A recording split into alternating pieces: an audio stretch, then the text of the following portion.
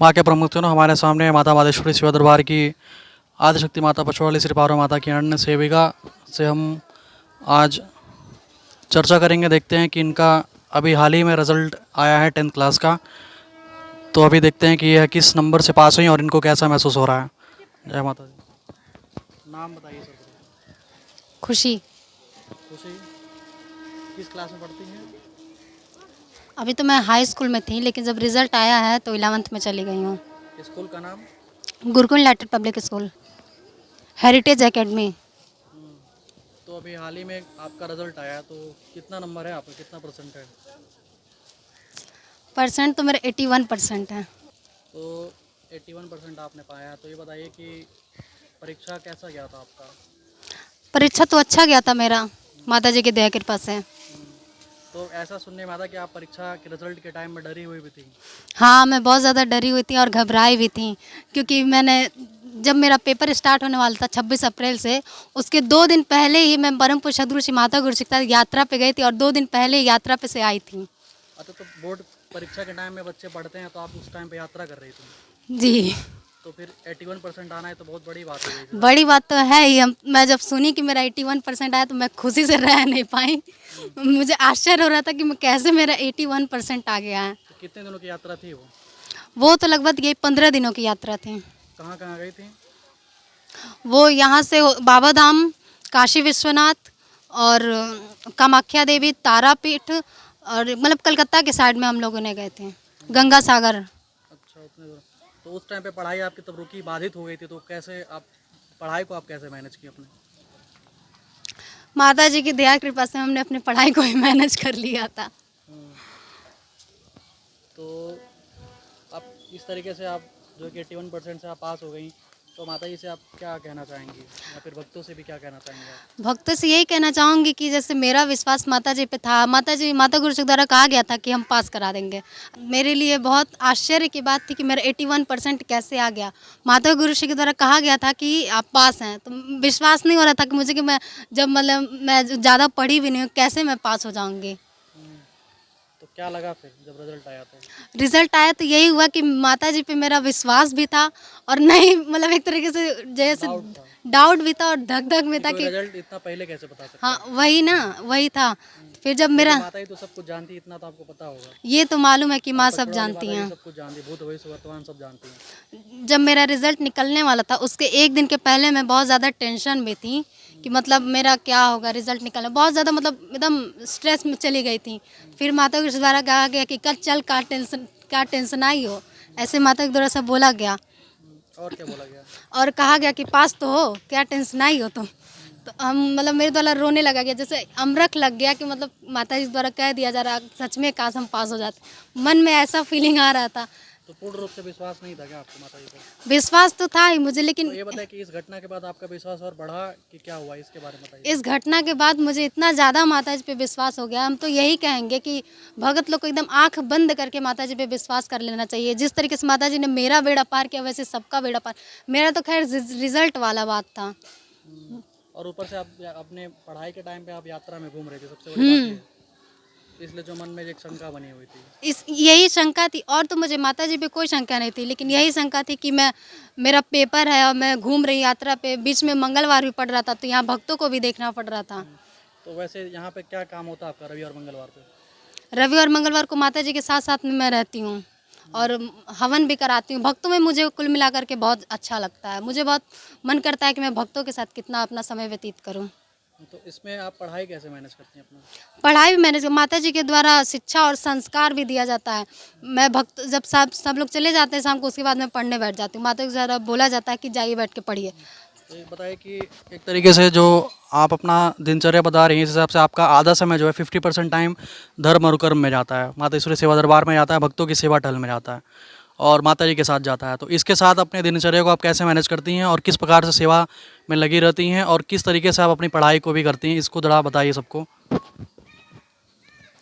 जैसे माता गुरु जी के द्वारा सुबह उठ करके मैं माता जी के पास जाती हूँ, तो माता जी द्वारा पूछा जाता है कि कितना पढ़ी हैं, मतलब अभी कुछ पढ़ी हैं कि नहीं। तो अगर मैं पढ़ी रहूँगी तो मैं बताऊँगी कि जी पढ़ें, 1 घंटा पढ़ें, 2 घंटा पढ़ें। तो माता गुरु जी द्वारा कहा जाता है ठीक है, जब तक स्नान ध्यान हो रहा है माता जी का, तब तक आप जा करके पढ़िए। फिर मैं चली जाती हूँ पढ़ने माता जी के साथ। फिर जब माता जी का स्नान होता है उसके बाद मेरा जो वहाँ पे सेवा रहता है, जैसे माता गुरु का केस संवारना होगा, टीका लगाना हुआ, ये सब मैं करती हूँ। उसके बाद माता जी के द्वारा चाय मांगा जाता है, मैं चाय ला के दे देती हूँ। फिर उसके बाद कहा जाता है माता के द्वारा खुद कि जा करके पढ़िए। अब माता के द्वारा खुद भेजा जाता है कि हाँ जा करके अब आप पढ़िए, पढ़ाई में नहीं कोई आना चाहिए। फिर मैं पढ़ने चली जाती हूँ। फिर माता के द्वारा विश्राम से जब जगह जाता है शाम को, तो माता जी के साथ मैं यहाँ आ जाती हूँ, कार्यक्रम स्थल पे आ जाती हूँ, मंदिर पे। फिर यहाँ आकर फिर माता के द्वारा कहा जाता है कि जा करके पढ़िए। मतलब कुल मिला करके माता जी का भी ये है कि मतलब मुझे 24 घंटा माता जी पढ़ते हुए देखना चाहती हैं। तो 24 घंटा मतलब 24 घंटा में कितने घंटे लगभग पढ़ लेती हैं? 24 घंटे में मतलब कुल सुबह शाम सब मिला करके माता की सेवा हुआ करते मैं 7 घंटे आराम से पढ़ लेती हूँ। मतलब मेरी पढ़ाई में कोई बाधा नहीं आता है। तो पढ़ाई में मन लगता है आपको? हाँ लगता है। तो ये बताएं कि क्या आगे क्या करना है 10th के बाद? 10 के बाद जैसे मेरे भैया हैं तो वो डॉक्टरी कर रहे हैं, तो मेरा भी मन में कुछ इच्छा जगती है कि मैं भी कुछ बड़ा करूं। तो बताएं कि पढ़ाई इस 10th के बाद अभी क्या प्लानिंग है आपका? मेरी प्लानिंग यही है कि मतलब माता गुरु का सेवा और वो देखते हुए मुझे अपने लाइफ में माता गुरु का सपना पूरा करना है। मतलब मैं अपने भविष्य में यही करना चाहती हूँ कि जैसे मेरे भैया शिक्षा संस्कार सब चीज़ में आगे, उन्हें ढोलक भी बजाने आता है, इंग्लिश टू इंग्लिश बात कर लेते हैं, जो कि हम लोग को भी जो इंग्लिश बोलना है वो मेरे भैया ही सिखाए हैं हमको। और जैसे वो डॉक्टरी लाइन में चले गए, MBBS उनका फाइनल होने वाला है, तो उनसे उनको देख करके मुझे भी प्रेरणा मिलती है। वो ढोलक भी बजा लेते हैं, मैं गाना गाती हूँ, वो ढोलक भी बजा लेते हैं, पूजन भी कराते हैं, पढ़ते भी हैं, वो रात में भी पढ़ते हैं। उसी तरह मैं सोचती हूँ कि मैं भी अपने भैया की तरह बनने का कोशिश करूँ। मेरे भैया को जैसे तबला भी बजाते हैं और पूजन भी कराते हैं, फाइन आर्ट भी, मतलब फाइन आर्ट किए नहीं हुए हैं लेकिन तब पर भी उनको इतना ज़्यादा जानकारी है। मतलब वो बिना देखे ही माता गुरु जी का फेस इतना अच्छा बना देते हैं। उन्हीं को देख करके मुझे प्रेरणा मिलती है, क्योंकि मेरा भी मतलब हम भी फाइन आर्ट करना चाहते थे, लेकिन फिर भैया को देखा जब मैंने, भैया ने कहा मुझसे कि क्या हुआ आप फाइन आर्ट ही कर लीजिए, क्योंकि माता जी को भी मूर्ति कला आती है और फाइन आर्ट की हुई हैं। करना चाहती थी माता जी भी, लेकिन अब ऐसा माता गुरु जी का दया कृपा हो गया माता जी का कि कहाँ से कहाँ पहुँच गई हैं। और मेरे भैया तो नहीं किए हैं, लेकिन तब पर भी उनको इतना अच्छा मतलब ज्ञान है उसके विषय में कि वो, मेरे तो कभी कभी मन में ये आता है कि भैया, अब मैं उनसे कहती हूँ कि भैया आप क्यों नहीं फाइन आर्ट कर ली, आपका इतना अच्छा ड्राइंग है। तो भैया कहते नहीं, मुझे डॉक्टर बनना था। जब मूर्ति वाला जब समय आता है, कोई भी मूर्ति बनती है यहाँ पे, तो उसका आँख भी भैया बनाते हैं। मैं भैया से कहती हूँ भैया मुझे भी बनाना, अगर मुझे बनाने का मौका मिलता है और अगर मुझसे कोई इसमें त्रुटि हो जाती है तो भैया के और माता गुरु के द्वारा उसे सुधारा जाता है। मेरे मन में यही चाह रहती है कि जैसे भैया अच्छे से बना रहे हैं, भैया मेन मूर्ति का आँख बना रहे, तो हम भी मेन मूर्ति का आँख बनाए, लेकिन मुझे मिलता नहीं है बनाने के लिए, मुझे मिलता नहीं है बनाने के लिए। और साइड मूर्ति का जो आँख रहती है उसमें अगर कोई कमी हो जाती है तो वो माता गुरु के द्वारा एवं मेरे भैया के द्वारा मुझे बताया जाता है कि खुशी इसको इस तरीके से नहीं, ऐसे बनाया जाता है। तो उनको देख करके मेरे मन में ये इच्छा जगती है, जैसे मैं भैया का आर्ट नकल करती हूँ और पूजा पाठ कराना नकल करती हूँ, वैसे ही मेरे मन में ये भी है कि जैसे मेरे भैया पढ़ते हैं वैसे ही मैं भी पढ़ के और कुछ बन के दिखाऊंगी। तो ये बताएं कि बच्चों को अपने क्या संदेश देंगे, आपके एज के जो बच्चे हैं? मेरे एज के जो बच्चे हैं मैं उनको वही संदेश देना चाहूँगी कि पढ़ाई के साथ साथ पूजा भी करना बहुत ज़्यादा ज़रूरी होता है। क्योंकि मैं जो हाई स्कूल पास हुई हूँ, जिसकी मुझे इतनी खुशी हो रही है, वो पूजा से और परम पूज्य सद्गुरु श्री माता गुरु जी के आशीर्वाद से ही मैं पास हो पाई हूँ। अच्छा, लोगों को ऐसा लगता है कि हम अपने माता पिता की सेवा करेंगे, तो देखिए जैसे आजकल के बच्चों को ये लगता है कि अपने माता पिता की सेवा करेंगे या फिर परिवार में थोड़ा समय देंगे तो उनका टाइम वेस्ट हो जाएगा, अपने माता पिता के साथ टाइम थोड़ा स्पेंड करेंगे तो उनका टाइम वेस्ट हो जाएगा। ऐसे में क्या कहना चाहिए, क्योंकि आप तो मतलब सेवा टहल के साथ साथ माता जी की सेवा के साथ अपना जो है कि बैलेंस किए, अपना पूरा स्टडी का जो रूटीन है, इसके लिए क्या कहेंगे आप?